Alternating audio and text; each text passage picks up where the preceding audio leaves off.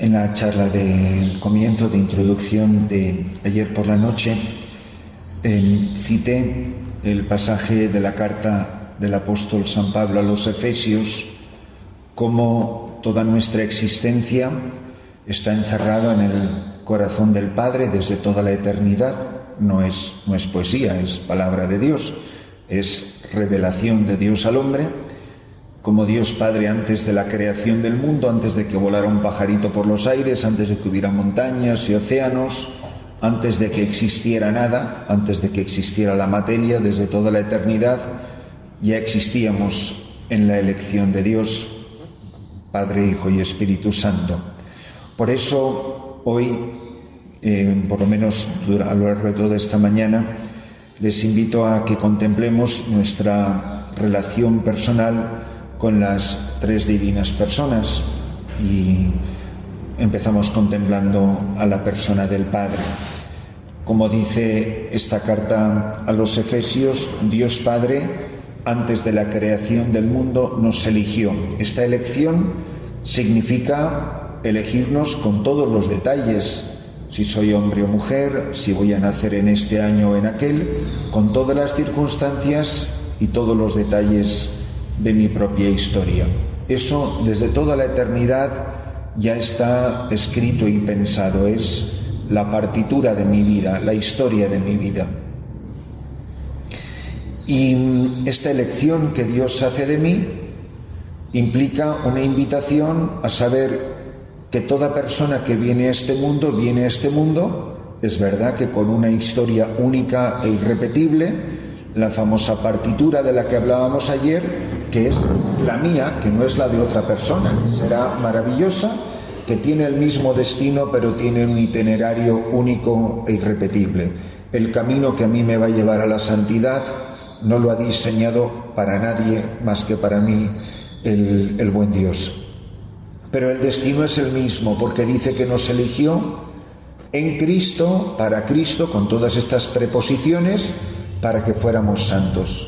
He sido pensado desde toda la eternidad, antes de que la creación existiese, para ser santo e inmaculados ante Él en su presencia. Nos eligió en Cristo para que fuéramos santos e irreprochables, con todos los sinónimos que irreprochable puede tener en las diferentes traducciones bíblicas, para que fuéramos santos e irreprochables ante Él por el amor. Que ser santo, que ser irreprochable, es vivir en la perfección del amor que Dios es, que el Padre es amor, que el Hijo es amor, que el Espíritu Santo es amor, que las tres divinas personas tienen esta común sustancia que reciben y se comunican, que es Dios es amor, el amor de Dios o el amor que Dios es. Pues que existo para esto, y que me pare a pensar, porque no se trata de una clase de Trinidad, sino una meditación para nuestra vida espiritual, pues que si de verdad estoy convencido de esto, no digo que ustedes lo afirmen o no lo nieguen, pobres de ustedes o pobre de mí si lo negáramos, pero si esto que no me atrevo a negar o que afirmo con toda facilidad, si de verdad esto es lo que yo estoy viviendo cada día de mi vida, que esto es lo que da razón de ser, que si estoy en este lugar, que si estoy en este país, que si he sido llamado a la clausura, es porque es un modo concreto de vivir lo que desde toda la eternidad estaba en el diseño de Dios, que es para lo que Él me pensó, el camino concreto por el que Él me quiere llevar a la perfección del amor, a ser inmaculado en su presencia, a alcanzar gran santidad. Porque por más bonita que sea una vida, por más hermosa que sea una vocación, si me pongo como meta el camino y no la meta misma, pues corro el riesgo de no llegar. Hay mucha gente que está en el lugar equivocado, en la vocación equivocada. Y hombre, yo creo que todos los sacerdotes que llevemos unos cuantos años de ministerio nos encontramos con gente en la calle, como se suele decir popularmente, o en la vida religiosa, que te dicen humildemente, con mucha sinceridad y con mucho dolor, padre, yo me equivoqué. Pienso, por ejemplo, en una religiosa que conocí en Nueva York, a la que yo tengo hasta el día de hoy como una excelente religiosa, pero que desde que la conozco me dijo: yo me equivoqué, yo no tenía que ser religiosa, ya estoy aquí y seguiré viviendo esta vida, y yo creo que vive muy ejemplarmente su vida religiosa, pero está perfectamente convencida. Y curiosamente, hace no mucho me la volví a encontrar después de muchísimos años y le recordé sus palabras y me dijo: y las sigo sosteniendo, y sigue siendo una excelente religiosa, perfectamente convencida de que, a diferencia de sus amigas con las que entró en la vida religiosa, ella no se salió cuando se tenía que haber salido. Debe ser dolorosísimo. Y pienso en feligreses que yo he tenido, en una chica en concreto de mi primera parroquia, de mis 22 meses, de 42 años de ministerio, mis 22 meses que he pasado en España, una chica pues que hoy es abuela, que cuando yo la conocí, pues de muchacha joven, que quería ser religiosa y quedó embarazada, se casó con el padre del niño, y yo me equivoqué. Y sé que no voy a ser feliz nunca, que no es capaz ni siquiera de ir a misa los domingos, pero que entra con mucha frecuencia en una iglesia cuando no hay misa y se sienta en el último banco. Dice: y voy con la compra y con el niño de la mano y me siento en un banco de la iglesia cuando no hay nadie y me echo a llorar. La cantidad de gente que se ha equivocado, no que uno haga un juicio de otra persona.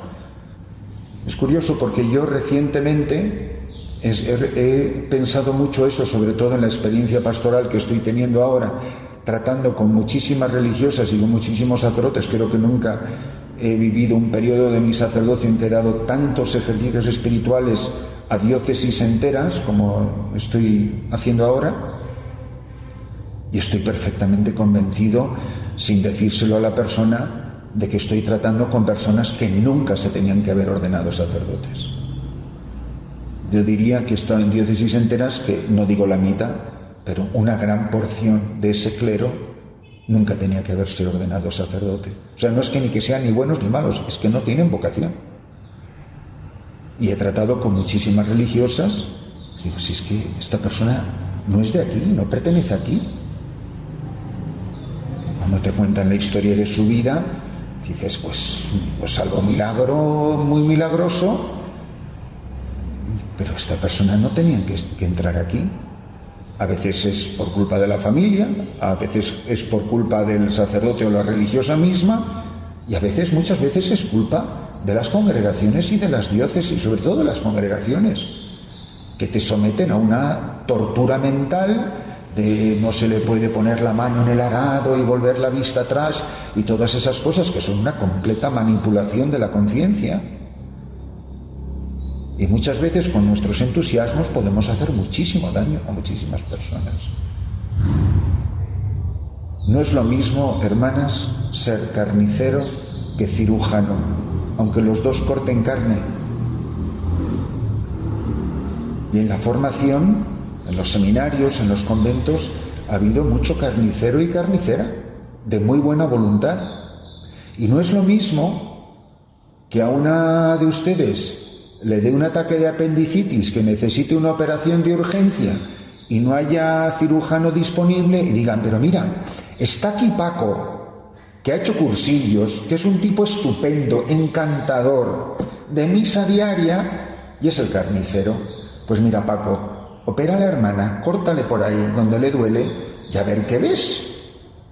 Bueno, pues tendrá muy buena voluntad la maestra de novicias o el rector o el director espiritual, pero te has cargado al paciente. Y así se han arruinado muchas vidas, Y tenemos que tener muchísimo cuidado. Y cuanto menos son, más peligro de carnicero tenemos, por la desesperación, o en las diócesis. Tener muchísimo cuidado. Que una vida es una cosa muy sagrada y de la que daremos estrecha cuenta a Dios. Todo esto para ilustrar que hay un plan del Padre desde toda la eternidad, que no es que me diga la meta, ser santos e irreprochables, que es para lo que nos eligió, no, y con mi caminito. Porque en el fondo discernir la meta, pues si es única, no será muy difícil discernirla, el a dónde vamos. Lo que es difícil de discernir es el por dónde. Entonces, en esto, pararnos a pensar lo que significa que el Padre tiene un diseño para mí. Como dice San Juan de la Cruz, miren muy mucho sus caridades, en qué manos ponen sus ánimas, porque como sea el director o la maestra, así será el dirigido. Entonces, ser muy prudentes con esto, pedirle al Señor muchísima luz para discernir, primero, obviamente, en nuestra propia vida. Y yo conozco muchísimas personas, he tratado con cientos y cientos de religiosas, que no se salen porque no tienen el valor de salirse. Pienso en congregaciones que tienen una reputación a nivel iglesia, vamos, de que si entras ahí y tienes la santidad asegurada, montones de hermanas, que es que la presión psicológica de si te sales, que básicamente no puedes hacer lo que quieras, todo se te perdona, el único pecado imperdonable es traicionar a la congregación. Y he visto cosas terribles, y yo he tenido enfrentamientos con superioras generales, con consejos de gobierno, con superioras locales, y me he tenido que echar a la espalda ayudar a personas. Las cosas que yo más difícil que he tenido que hacer, pero en contra de la congregación, es sacar a la muchacha de ahí, pero por su bien mental.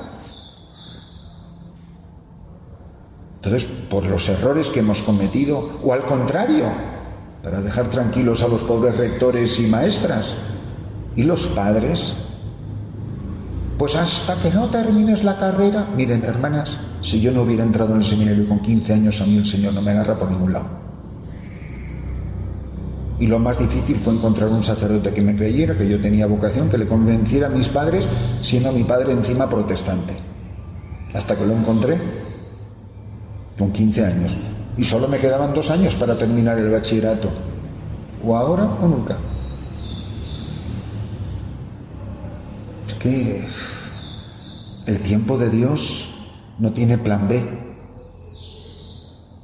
Y por eso unos padres pueden hacer muchísimo daño.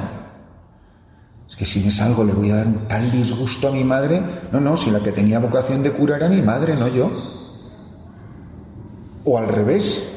Es que no sabes el disgusto que vas a dar a tus padres, no sé cuánto, no sé cómo nos puedes hacer esto. O sea, unas presiones. Y luego dicen que como el amor de una madre no hay otro amor. Es mentira. Siempre decía don José Riera, decir, como el amor de una madre santa, eso sí, pero no como el amor de una madre. Que las madres han hecho muchísimo daño a las vocaciones. Por entrar cuando no y por impedirlo cuando sí. Porque es un amor muy egoísta y muy posesivo y muy carnal. Entonces, el plan de Dios. Pero bueno, asumiendo que todos los que estamos aquí hemos sido llamados y este es nuestro camino, ¿cuál es mi relación con el Padre? ¿Recuerdan lo de soltera, casada, viuda, separada? Bueno, se puede vivir la vida cristiana dentro y fuera del claustro, con uniforme religioso o sin él. Se puede vivir como hijo o como huérfano. Si yo te pregunto, y con tu padre? No tengo ninguna relación. Ah, ¿que murió tu padre? No ha muerto, pero no me he criado con él. ¿Tengo padre? Sí, pero él nos abandonó, se juntó con otra mujer, se fue al extranjero. ¿Vive mi padre? Sí, biológicamente está vivo, pero no tengo ningún trato con él. Es como si fuera huérfano. ¿Dios Padre existe? Sí, claro, lo digo en el credo todos los domingos. Pero es como si no tuviera trato con él. Recuerdan lo de esta mañana en la homilía, el saber orar. Yo conozco a mi Padre. Y qué maravilloso es, y sé que precisamente la espiritualidad de ustedes está muy basada precisamente en la relación de Jesucristo con el Padre, de ahí nacen ustedes, de ese diálogo sacerdotal, pero diálogo filial de Cristo con el Padre. Yo conozco al Padre y el Padre me conoce a mí. Yo soy a sus pechos criada, que yo estoy ahí recostada en el corazón del Padre. La vida mía es en diálogo relacional con el Padre. Es una persona real en mi vida con la que tengo trato, con la que converso, a la que amo, a la que escucho, en la que confío, que es la única persona, obviamente con el Hijo y el Espíritu Santo, que se han tomado mi vida en serio, que camino de su mano. Yo, uno de los grandes aportes a la teología universal que quiero hacer como gran teólogo de la Iglesia es que me niego a decir en el quinto misterio de gozo, el niño perdido y hallado en el templo. No lo vuelvan a decir, y si lo dicen no pasa nada. Pues porque el niño no se perdió. Los que estaban perdidos eran sus padres. No, es que el niño se perdió en el templo, pobrecillo, andaba dando vueltas. ¿Perdido el niño? No, perdido los padres. El niño estaba perfectamente en el sitio en donde tenía que estar. Y por cierto, cuando se encuentra con sus padres, lo último que no hace es pedirles perdón. Ay, perdonen el disgusto que os he dado. ¿Cómo no he tenido yo la consideración de deciros que me tenía que quedar aquí? Para nada. Estaba exactamente donde tenía que estar. Y ni se perdió ni pidió perdón. Entonces es una persona que está atento al Padre.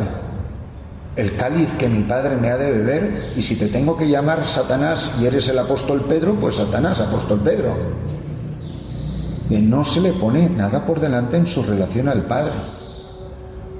Y unos días de ejercicios, que bueno, pues cualquier día de una vida de una oblata es como estar de ejercicios, quisiera creer, en los retos larguísimos que pasan aquí en el coro, pues agárrense los santos evangelios y van viendo todas las cosas preciosas y maravillosas que dice Jesús del Padre y de su relación con el Padre, y que tengo que ser capaz, como oblata de Cristo sacerdote, de poder pronunciar cada una de sus palabras, las de Jesús, como esposa suya, en primera persona del singular.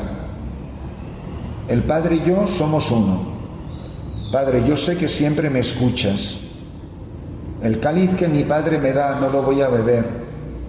No he venido a hacer mi voluntad sino la tuya. El Hijo no hace nada por su cuenta, hace solo lo que le ve hacer al Padre. Y miren, ya el capítulo 17 de San Juan, ¿para qué les cuento? Que lo deberían de tener, vamos, tatuado en el alma. Es decir, si alguien en la Santa Madre Iglesia tuviera que tener relación personal con el Padre muy adulta y muy madura, es una oblata de Cristo sacerdote. Porque ustedes están incrustadas en ese diálogo. De ahí nace el carisma. De una conversación en el momento más dramático, en el momento de la despedida, en el momento de la entrega. Capítulo 17 de San Juan es un capítulo plenamente y totalmente eucarístico. Nunca ese diálogo es más intenso que en el momento de la Eucaristía. Pues, en primer lugar, ¿cómo estoy viviendo esta amistad de amor, esta relación filial con el Padre? Que estoy a gusto con Él, ni que sepa más, ni que me cuente cosas, ni yo le digo, oye, no. Es la conciencia de estar a gusto, la complacencia en su compañía.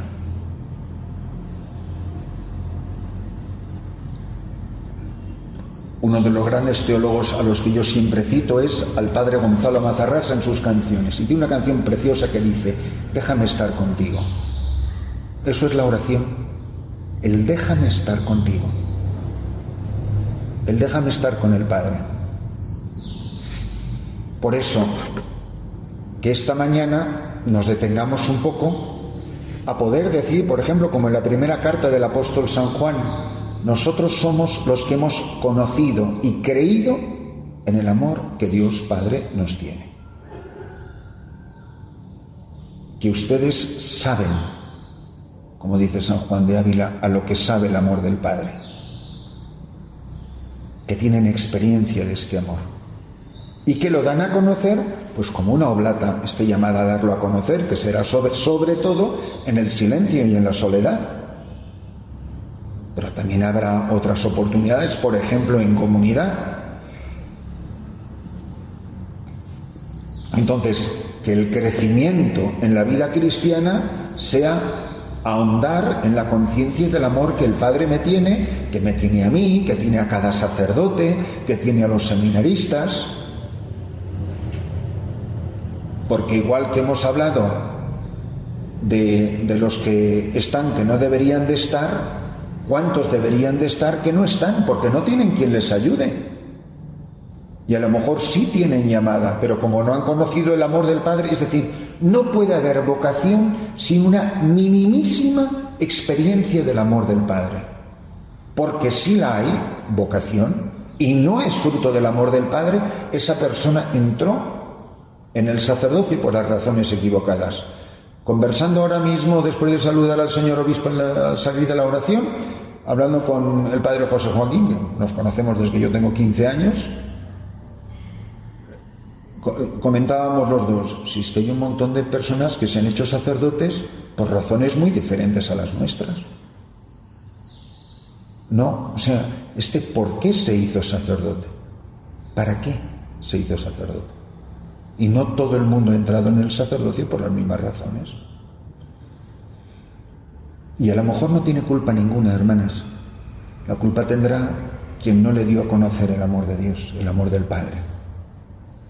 Pero la vocación no puede ser otra cosa que el resultado de esta experiencia para una persona que está empezando en la vida espiritual, en sus balbuceos de la vida espiritual, pues a lo mejor es algo muy incipiente, pero tiene que haber un mínimo de experiencia del haber saboreado el amor que Dios nos tiene. Somos los que hemos... ¿Por qué he entrado en el seminario? ¿Por qué he entrado en la vida religiosa? Porque he experimentado el amor que el Padre me tiene. Que evidentemente pues no tiene que tener una gran formación disciplinar, escolástica, teológica, pues eso vendrá después. Pero eso ya son concreciones, pero tiene que haber una experiencia del amor del Padre. ¿Cómo va a haber vocación si no hay amor? Si no hay una experiencia de amor. Aquí no se puede venir a dar la vida por los sacerdotes. Aquí se tiene que venir, sobre todo, primero y ante todo, porque uno ha experimentado su amor. Antes del para qué, viene el por qué. ¿Por qué vine? Porque he experimentado el amor que Dios Padre me tiene. Y de ahí, bueno, pues me hay que llevar aquí, y si no allá, ya se concretará dónde vivir el amor del Padre. Pero no voy a ponerme a vivir una cosa que no he experimentado.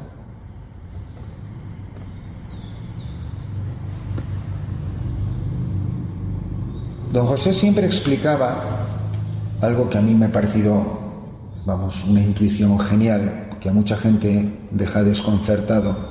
Decía que nuestra relación con el amor del Padre es diametralmente opuesta, o sea, no solo no es como nuestro amor a nuestros padres, sino dice que es todo lo contrario del amor a nuestros padres, o el amor de nuestros padres.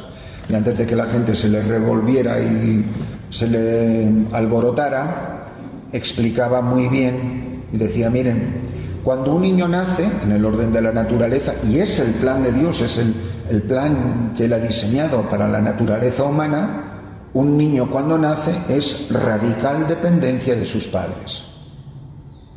Que prácticamente para respirar Depende absolutamente de todo un recién nacido de su madre y de su padre.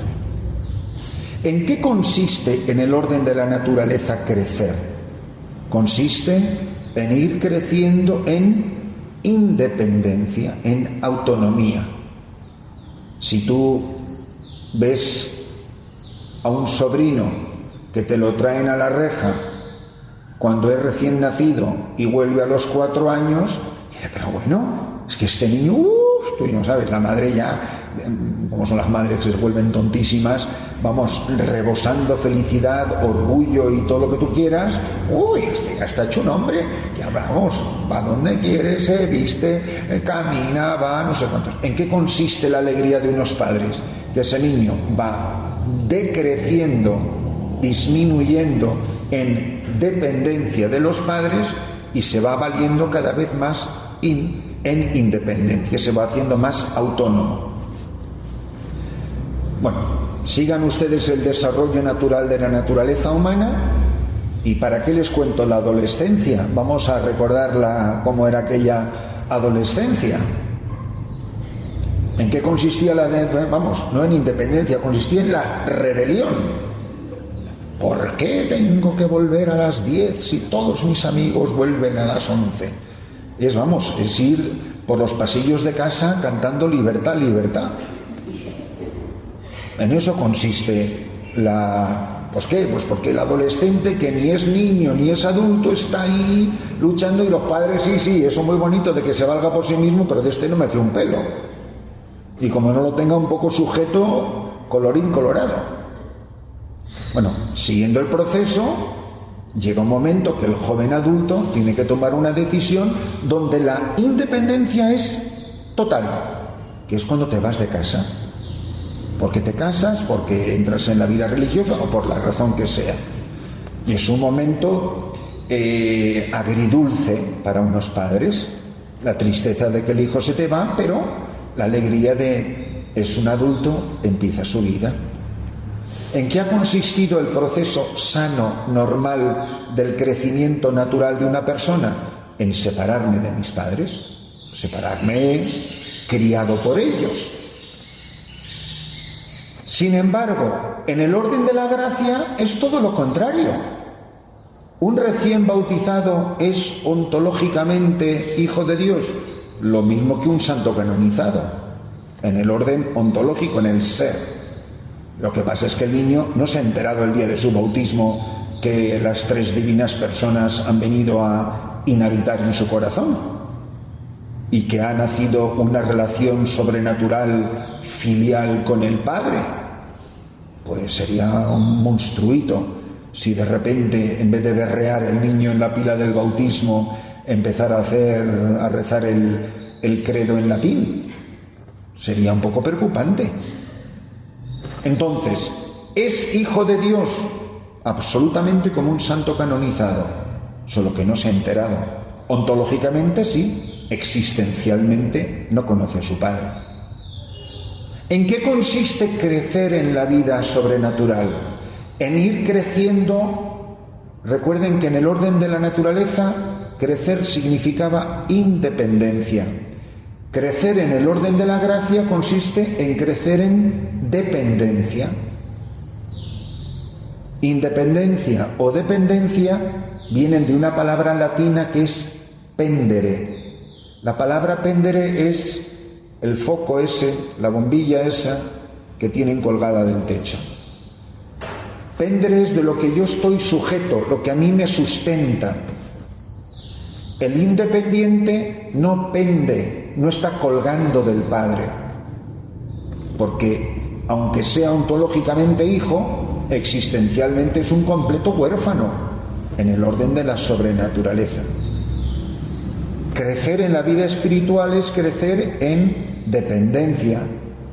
Mira, que una muchacha recién entrada en la vida religiosa, no, tú confías radicalmente en el Padre. ¿Y usted? Si no tengo ni idea quién es. Pues eso, pues ya lo irás conociendo. La formación consiste precisamente en eso, en criar gente adulta. Yo donde vivo, como vivimos en unas sociedades tan sumamente primitivas, me vienen chicos de 15 años que están casados a decirme que les case por la iglesia. Digo, es que si te caso me voy a la cárcel, porque es así. Entonces, ¿qué tenemos que hacer? Pues esperar a que tengas los 18, porque por ley no te puedes casar. Pues igual que a un adolescente no se le permite casarse, a un inmaduro no se le debería de permitir, si no tiene una madurez básica, el ordenarse sacerdote o el profesar los consejos evangélicos. Predicando en diócesis, además normalmente suelo tener al obispo sentado ahí delante mío, y a veces me ha pasado, no pocas veces, que además de estar el obispo está el obispo anterior que sigue viviendo en la diócesis y están los dos obispos ahí en los ejercicios. Eso me ha pasado unas cuantas veces. Pues es decir, cuando se pregunta en el ritual de órdenes, ¿saben? Cuando el obispo hace ese diálogo con el rector o con el formador, con el que presenta al candidato, que me imagino que en la vida religiosa habrá algo parecido, ¿sabe si son dignos?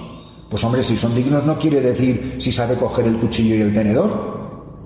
¿Sabe si son dignos? Quiere decir, ¿sabe si conoce el amor de Dios? ¿Sabe si tiene vida filial adulta? ¿Sabe si conoce a Jesucristo? Eso es ser digno. Ser digno no quiere decir si tiene mujer e hijos ahí escondidos en el rancho. No. ¿Sabe si son dignos? Es mucho más que si ha aprobado los exámenes de teología. ¿Sabe si son dignos? Hombre, no le estamos pidiendo que esté en la séptima morada, pero que tenga suficiente vida cristiana como para que pueda vivir lo que va a empezar a vivir ahora.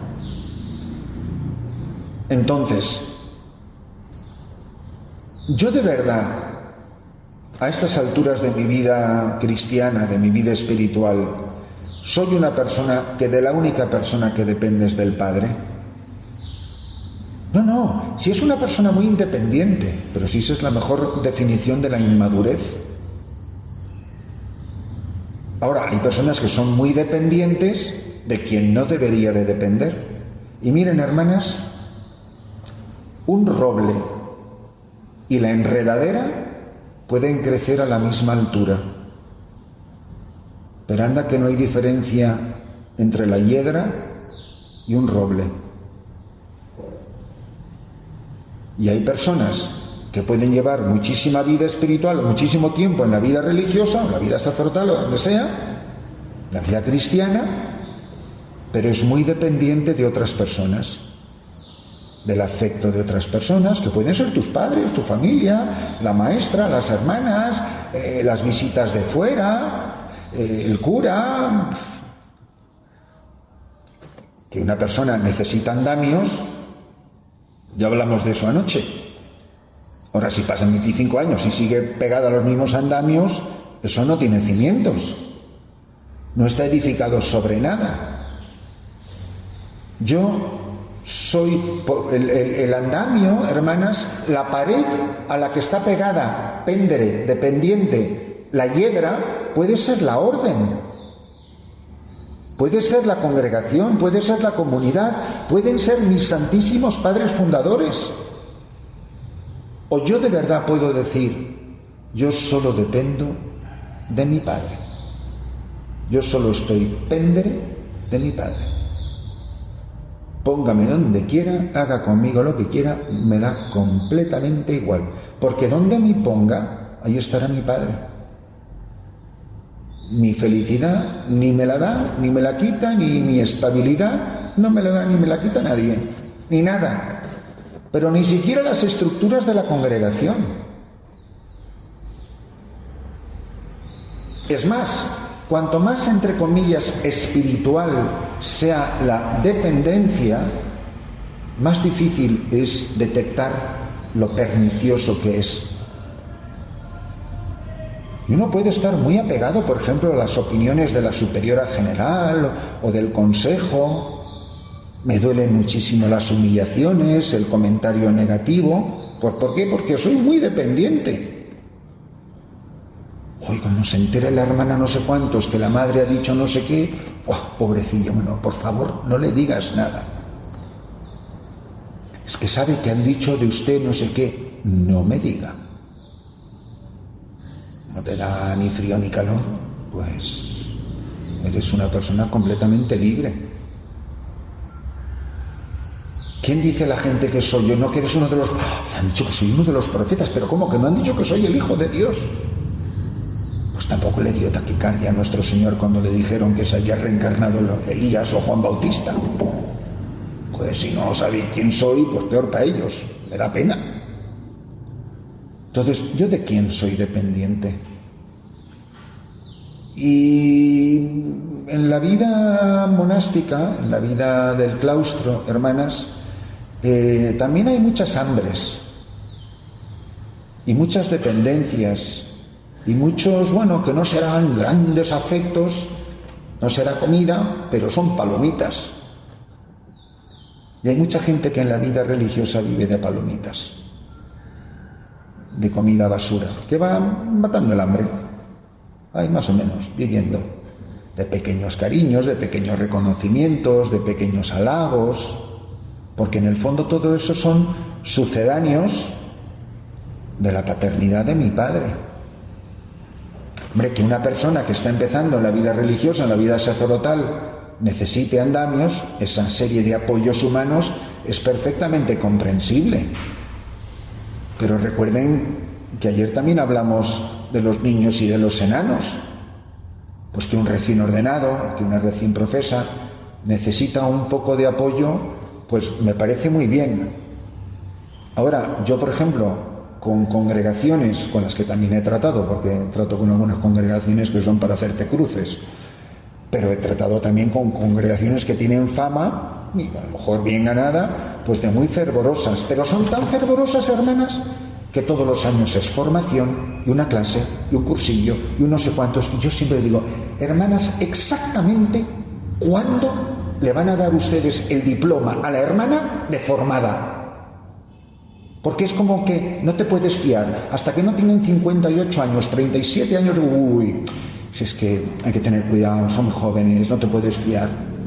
¿Usted se imagina que esa muchacha podía estar casada y tener 5 niños a estas alturas?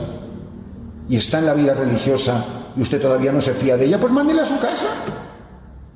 Porque si estuviera casada y llevara el tiempo que lleva casada de lo que lleva en el monasterio y no supiera llevar una casa o una familia, que es bastante más complicado muchas veces que andar por los claustros de un monasterio, pero como que nunca nos acabamos de fiar. No, y tienen que estar aquí, y en la casa no sé cuántos, porque si no, pues muy mal las ha tenido que formar para que después de todos estos años no se pueda usted fiar de ella. Si tú no te puedes fiar de una hermana el día de su profesión, es que le estás dando la profesión religiosa a una persona que no debería de profesar. O te fías o no te fías. Pero muy mal lo has hecho si no te puedes fiar. Sí, que profese, pero ya sabes, vamos, esposada a la superiora o esposada a la maestra. Y eso lo ves continuamente en la vida religiosa.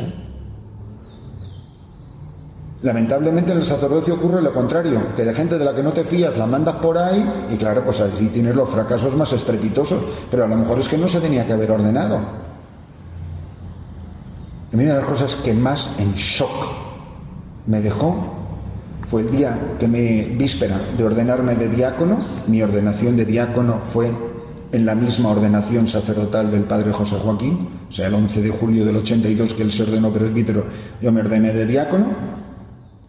Y yo estaba haciendo ejercicios de mes con don José Rivera en Carrión de los Condes.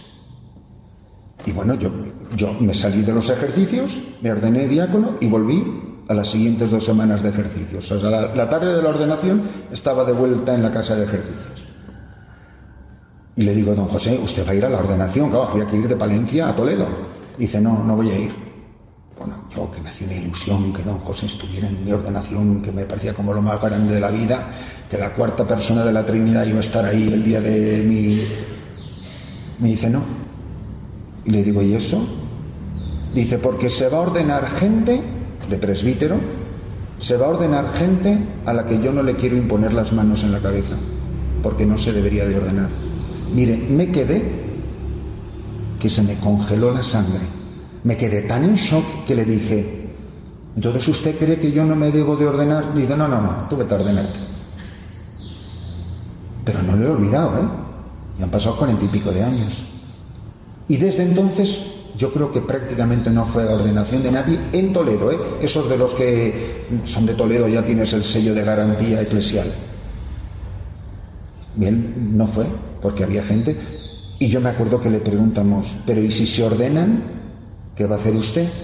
Pues que cuando me lo encuentre, dijo, me pondré de rodillas y le pediré su bendición y le besaré las manos. Impresionante, ¿eh?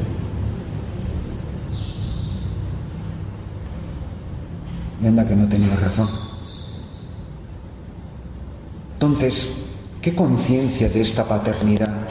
¿Qué conciencia de esta acción de Dios en mi vida? Que estoy siendo gestado en el seno del Padre, que en Él vivimos, nos movemos y existimos. Si es que yo no vivo en Moyobamba, ni vivo en Madrid, ni vivo aquí, ni estoy aquí, que eso es completamente circunstancial, que mi residencia es en el seno del Padre, que es ahí donde estoy y donde vivo y donde me muevo, que es una realidad no solo ontológica, sino es una realidad dinámica, que por supuesto tiene su origen en el bautismo, pero que voy adquiriendo los rasgos. Mira, me ha pasado una cosa muy graciosa. Desde luego me han pasado tantas cosas esta mañana que uno no piensa que uno ha estado en la capilla. Hará como unos 25 años que no veía a José Joaquín. Y me dice a la salida, como es él, me dice, joder, menos la barba, ¿cómo me recuerdas a tu padre? Él conoció a mis padres, claro. Dice, es que ¿cómo te pareces a tu padre? Me dice, era más alto que tú, ¿verdad? Digo, sí. Me dice, o sea, se acordaba perfectamente. Él y yo hacíamos, fíjate, el tiempo que era que no ha visto a mi padre. ¿Se imagina que alguien nos dijera eso en la vida sobrenatural? ¿Cómo me recuerdas al Padre? Tienes los rasgos de la paternidad de Dios. Jesucristo es el icono del Padre. El que me ha visto a mí, ha visto al Padre. El que ha visto a una de ustedes, ha visto al Padre. Ha visto a una hija que tiene los rasgos de su padre. Yo cuando era muy pequeñito me sentaban en la mesa de la cocina, la señora que cocinaba, y me decía, ¡ay! Este niño tiene los ojos de su madre. Y yo me echaba a llorar como una magdalena y decía, no, los ojos no son de mi madre, son míos. Pues eso, que tiene los ojos de su madre, que tiene los ojos del Padre, que tiene los rasgos de la personalidad del Padre. Eso es verdadera madurez en la vida cristiana, en la vida espiritual. Y repito, uno de los criterios es este de la dependencia o independencia. Cuanto más dependiente del Padre ves a una persona, más libre es, más desapegada de todo es. Todo le da igual, si es que hace frío, si hace calor, si me ponen a barrer o me hacen superior a general, que es que me da completamente igual. Yo lo único que sé es que desde toda la eternidad fui pensada para Él, nací en el corazón del Padre, vivo en el corazón del Padre, y el cielo es volver al corazón del Padre. Y esa es la vida cristiana. ¿Que todo esto son malas noches en malas posadas? ¿Que podemos habernos santificado aquí o allá? Algunas de ustedes de milagro sabían que existía el Perú cuando entraron en la congregación, y lo que menos pensaban era que iban a pasar 10 minutos de su vida en semejante país. ¿Qué más da? Es completamente irrelevante si es aquí o allá o donde sea. Por supuesto, entonces vamos terminando ya, contemplar esta relación filial de Jesucristo de la que yo participo. Esta relación de Cristo con el Padre es lo que impregna toda mi identidad religiosa. Su apostolado, sus decisiones, sus silencios, su vida oculta, su vida de oración, sus sufrimientos, su muerte y por supuesto contemplar su resurrección, ¿no? Y contemplar esta relación filial en los momentos de mayor angustia de Jesús. Jesús, lleno de la alegría del Espíritu, exclamó: te doy gracias, Padre, inmenso gozo. Y le dirá: me muero de angustia, Padre, que pase de mí este cáliz. Es el mismo Padre y es el mismo Jesucristo, pero experimentando experiencias muy diferentes, en la que siempre, en la alegría, en el dolor, en la esperanza, en todos los momentos de su vida, todo es referencia al Padre. Citaba en la homilía a Lucas 11, versículo 1, enséñanos a orar como Juan enseñó a sus discípulos. Y la primera palabra que les dice que digan es la palabra Padre. Cuando oréis, decid Padre. Es esa la realidad que debe de llenar toda la vida de oración. Es una conversación, es un diálogo de amor con la persona del Padre, por Cristo, con Él y en Él, como bien sabemos la estructura trinitaria de la vida de oración. Bueno, pues que esta mañana, en el ratito que tengan de oración, dedíquense por favor a contemplar esto, a revisar esto. Y no es como para darles ideas malévolas para la confesión, pero sí les diré que en mis 40 años de sacerdocio, pues no recuerdo a tanta gente que lo que más le duele es su relación con el Padre, que le suelen doler muchas otras cosas que serán importantes o no importantes, pero puede haber algo más importante que esto, y no parece ser que sea lo que más le duele a la gente. Pues que habré entristecido el corazón del Padre, que no he tenido vida filial. Vamos, es que el día que escuché yo eso, vamos, hago volteretas. Entonces que nos paremos un poco a revolver todas estas ideas, y no tienen mejores textos. Estoy seguro que en los escritos de sus santos fundadores habrá cosas maravillosas, sin duda, pero qué mejores textos que los mismísimos evangelios.